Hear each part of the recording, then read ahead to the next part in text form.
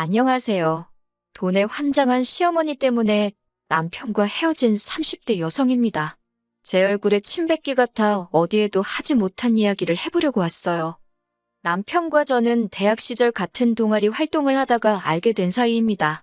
그때만 하더라도 서로 남녀로 본 것은 아니고 그냥 단순히 친구 사이였어요. 그러다 남편은 군대로, 저는 졸업을 하면서 자연스레 연락이 끊어졌고요. 그런 남편과 다시 마주친 건 그로부터 몇 년이 흐른 후였습니다. 좋아하는 작가의 강연이 있어서 참석을 했는데 거기에 남편도 왔던 거지요. 남편이 저를 먼저 알아보고는 아는 체를 해왔고 저도 모처럼 대학 시절 친구를 만나 반가웠답니다. 그리고 이후로 저희는 급속도로 가까워져 금세 연인 사이가 되었고 얼마 지나지 않아 결혼 이야기까지 주고받게 되었지요. 처음 결혼 이야기가 나왔을 당시 남편은 모아놓은 돈이 5천 있었고 저는 모아둔 돈이 9천 있었어요.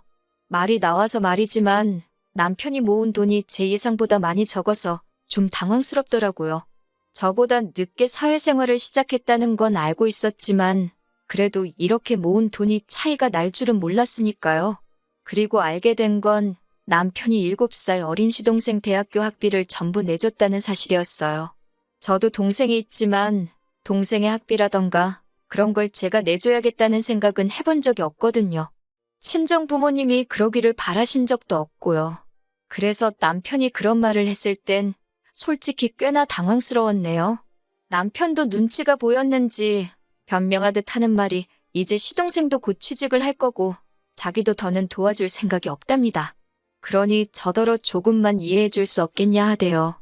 답답하긴 했지만 지나간 일 가지고 남편을 탓할 수도 없는 일이고 집집마다 사정이라는 게 있는 법이잖아요.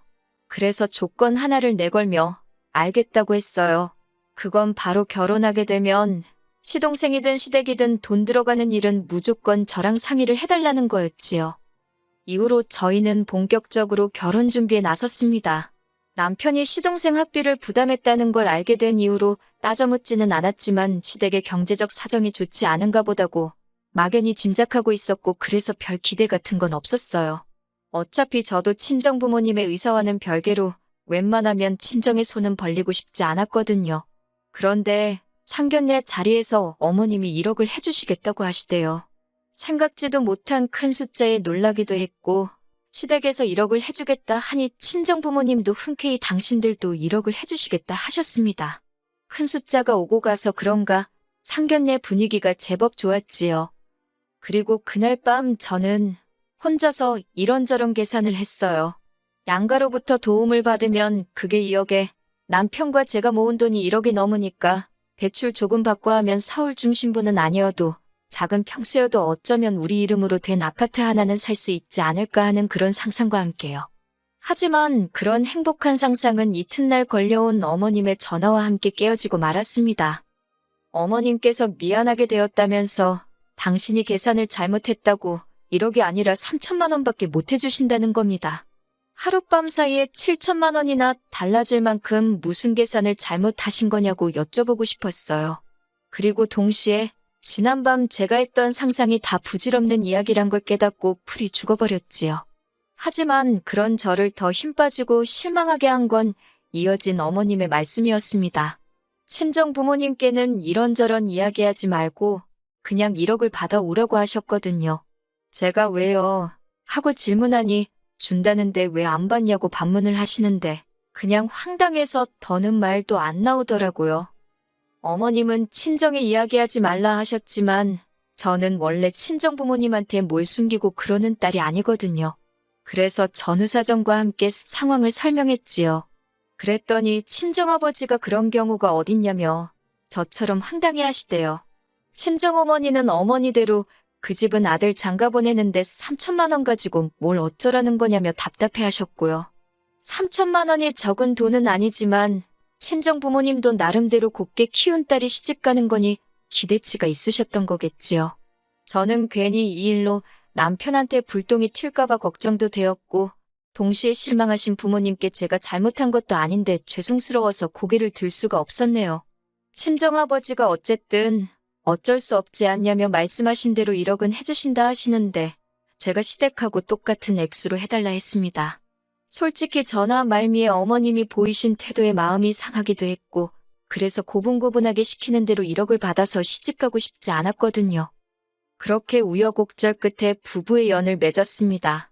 그런데 결혼식을 올리고 얼마 지나지 않아 청천벽력 같은 소식이 들려왔어요. 남편이 풀 죽은 목소리로 말하길 다니는 회사가 갑자기 사정이 안 좋아져서 전 직원 월급이 절반으로 삭감되게 되었다는 거예요.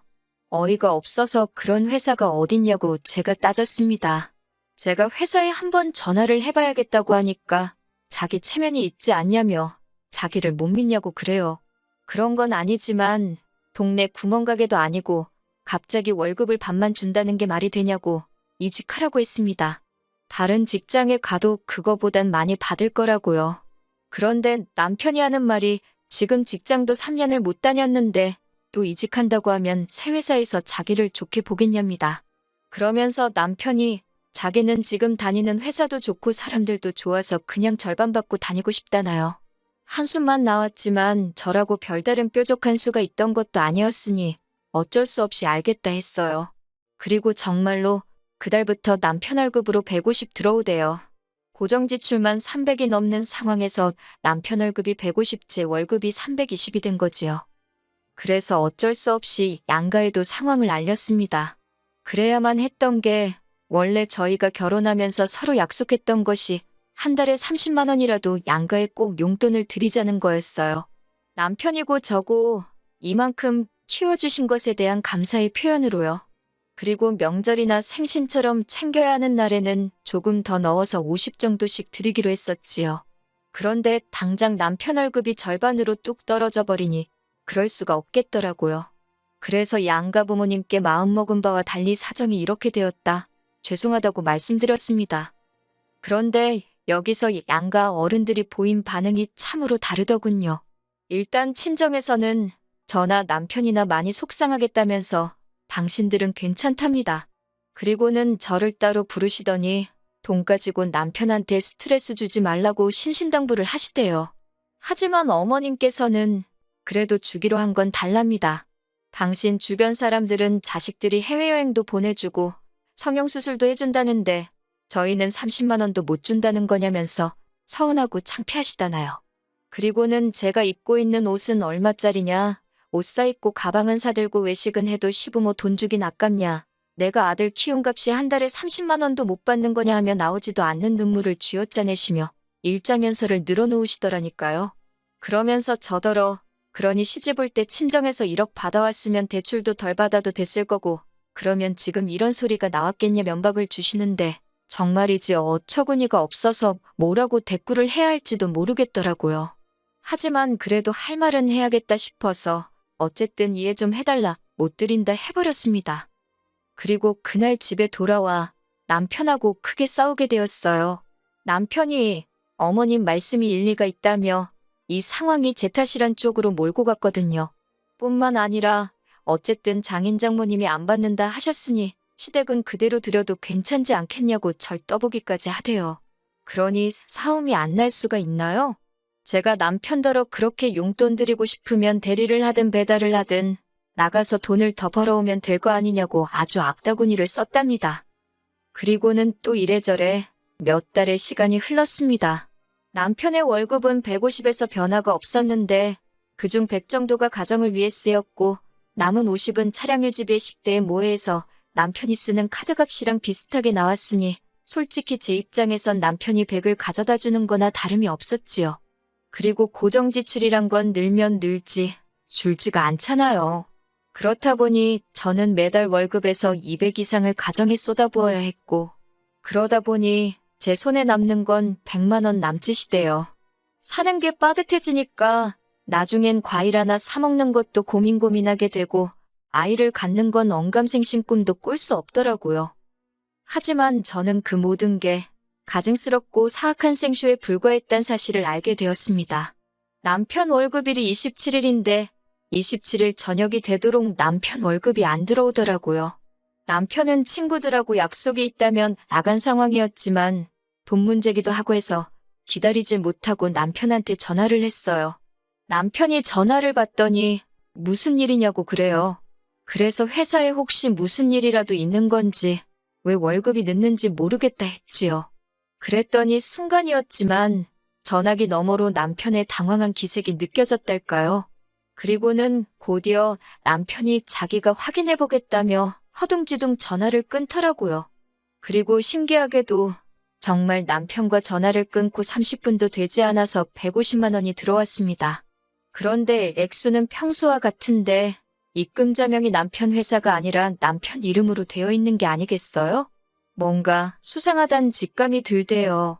그래서 혹시나 하는 마음에 남편과 같이 일하는 직원의 와이프한테 전화를 했어요. 일전에 부부 동반으로 2번 정도 어울린 적이 있었거든요.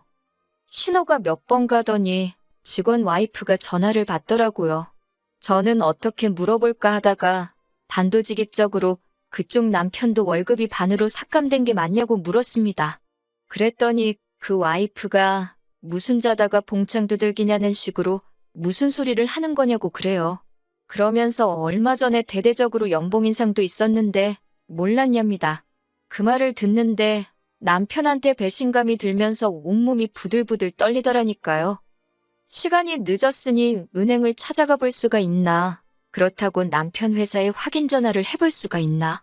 정말이지 갑갑해서 죽겠더라고요.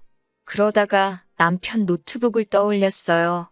웬만한 금융거래는 남편이 다 자기 노트북으로 하는 건 알고 있었거든요.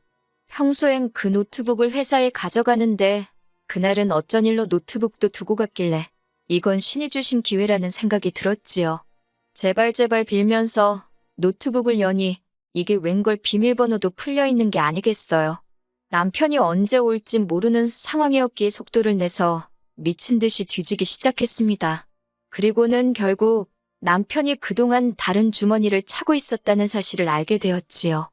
월급이 삭감이 되긴커녕 그 와이프 말대로 올랐더군요. 더 화가 났던 건 350 중 200 가까운 돈이 어머님한테 흘러가고 있었다는 거예요. 그리고는 남은 150만 원만 입금자명을 바꿔서 자기가 회사처럼 저한테 입금을 해줬던 거고요. 실망이 이만저만이 아니었습니다. 그때 느낀 그 배신감을 비롯한 복잡한 심정은 어떤 한마디로 정의할 수가 없어요. 이러지도 저러지도 못한 채 남편이 오기만을 기다릴 뿐이었지요. 그리고 자정 가까운 시간이 되어서야 돌아온 남편에게 말없이 노트북을 갖다 줬네요. 화면에는 남편 통장거래 내역을 띄워서 말이지요.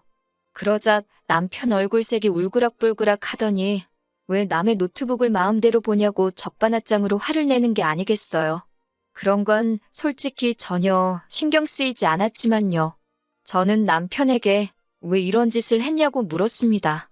내가 그동안 얼마나 고생하고 스트레스 받아 하는지 옆에서 다 보지 않았냐고 미안하지도 않았냐고 물었지요. 그랬더니 자기도 그러고 싶지 않았는데 어머님이 그러라고 했답니다. 어이가 없어서 어머님이 왜 그런 짓을 시키시냐고 하니까 남편이 잠깐 주저하더니 그러니까 시집 올 때 장인어른이 1억 주신다는 거 그냥 받아왔으면 좀 좋냐고 그래요. 어머님이 남편더러 제가 돈 귀한 줄 몰라서 준다는 돈도 마다하는 애라며 이참에 돈이 얼마나 귀한지를 가르쳐야겠으니까 시키는 대로 하라고 했답니다. 지가 쪼들리다 보면 결국 친정에 손 벌려서 남은 7천도 받아올 거라 그러셨다나요. 남편 이야기를 들을수록 어머님은 뻔뻔하고 염치도 없고 돈만 밝히는 여편네란 생각이 들었고 남편은 그런 어머님 때문에 제 뒤통수나 치는 쪼다무지리처럼 느껴지대요. 결국 듣다 못한 제가 남편한테 꼴도 보기 싫으니 이 집에서 나가라 했습니다. 그러다 생각해보니까 어차피 혼인신고도 안 되어 있는 마당에 뭘 시댁에 가 있어라 친정에 가 있겠다 할 이유가 없더라고요. 그래서 남편한테 그냥 이쯤에서 헤어지자 했어요. 신뢰가 산산조각 난 이 시점에 어떻게 같이 사냐고요.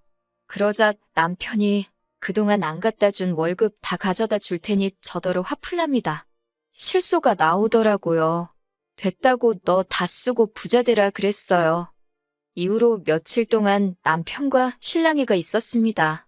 남편은 자기가 생각이 짧았다며 앞으로는 절대 그럴 일 없을 거라고 이렇게는 못 헤어진다고 저를 잡고 매달리대요. 하지만 남편의 그런 모습을 볼수록 제 마음은 차갑게 식어만 갔습니다. 어머님이 보이신 반응은 더 가관이었어요. 시부모가 돼서 며느리도 자식이니 좀 가르쳐 보려고 그런 거랍니다. 그러면서 당신의 깊은 속뜻을 제가 왜 이해를 못하는지 답답하다나요.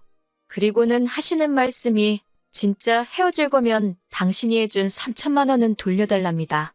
제가 생각해보고 말 것도 없이 싫다고 못 준다고 했어요. 저 좋으라고 주신 돈도 아닌데 왜 저한테 그러시냐고 어머님 아들한테 받으시라 그랬지요.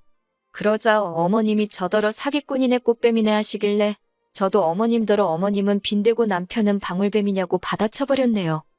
그리고 이후로 벌써 2달 가까운 시간이 흘렀습니다.